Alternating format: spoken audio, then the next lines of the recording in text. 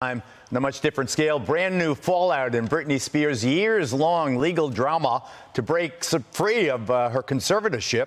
Support pouring in for the pop star after dramatic testimony where she detailed what she called abusive conservatorship and severe mistreatment by her own dad. Spears telling the court she had no control over her life or her finances, making other explosive claims like how she was forced into involuntary medical evaluations and rehab, and she was made to take medication against her will. Spears also saying, quote, I want to be able to get married, have a baby. I was told right now under the conservatorship, I am not able to get married or have a baby.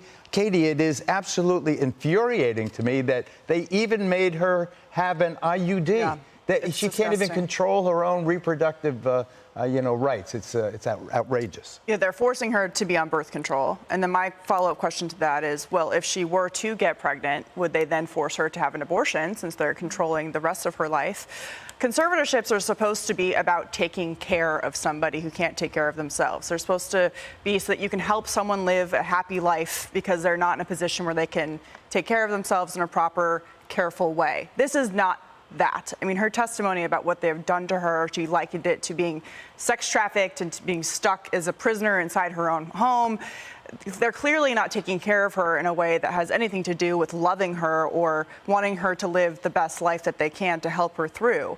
And when it comes to what the judge is going to say, we'll have to see. I know that the rules and the laws for conservatorships are basically impossible to get out of. And when I watched the documentary Framing Britney Spears, one thing that stood out to me is they said she wasn't competent enough to hire her own lawyer.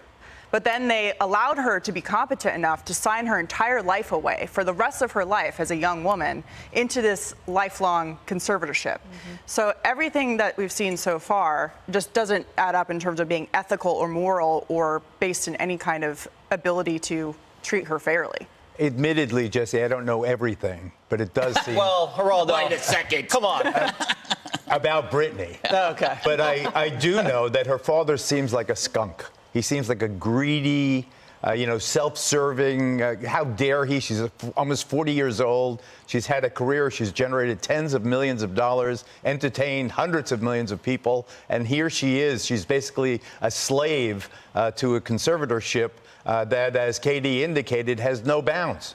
I spoke to a Britney insider today, Geraldo, who said because he'd spent some time with her during this conservatorship, not Johnny, not going to name his name, but he said that the father before all this was just a cook and didn't make a lot of money, wasn't a sophisticated guy. And the next thing you know, he's now managing a multi-million-dollar empire of his daughter, and it's been 13 years, and he doesn't want to give it up. And they have a system set up where now there's a team of lawyers for him, there's a team of lawyers for her. She pays both teams of lawyers, and her lawyers are court-appointed lawyers. So they didn't have a lot of money to begin with. Now they're getting loads of money from Britney. They're going to prolong this because they've hit the jackpot. And it's a catch-22. So if they say, you know what, we're going to send you for an evaluation every single day, and she says, no, I'm fine, I don't want to do that, she's now said she's uncooperative. And then if she goes and talks to the people at the therapy session, says I'm angry, says I'm depressed,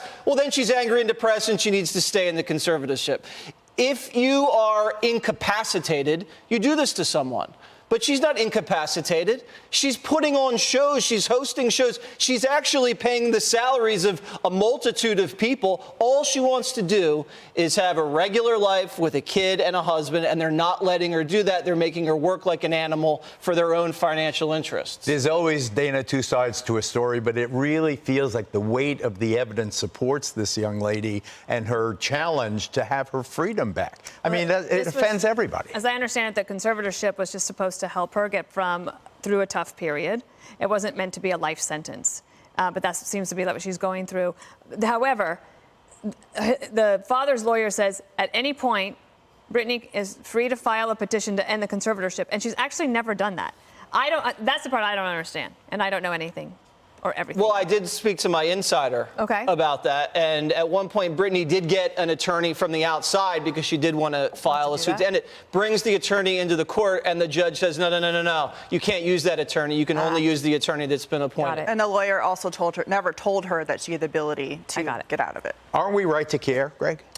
I suppose so. I mean, I didn't contact anybody on this story, right? I'm not going to pretend to be an expert in 5 minutes on law. But I will say that behind every family tragedy is a team of lawyers perpetuating it, whether it's a contentious family divorce. And I'm a lawyer. Yeah, I mean, like family law is probably one of the most torturous mazes of hell anybody could go through. And I only know that from talking to people who've gone through divorces and where there's no incentive.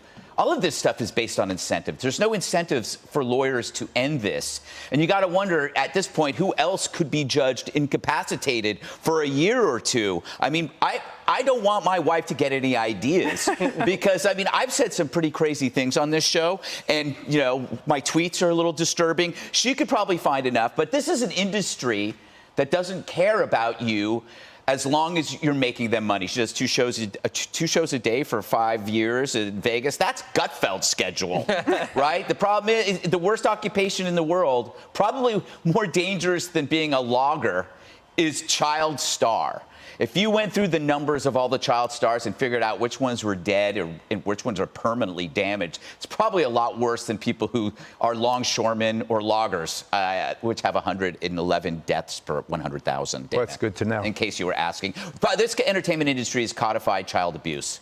They don't care. Nobody cares. I wonder I'm just wondering if there was a female judge, would she have been more sympathetic than these creepy old men who are so, as you indicate, self-serving? Hey, Sean Hannity here. Hey, click here to subscribe to Fox News YouTube page and catch our hottest interviews and most compelling analysis. You will not get it anywhere else.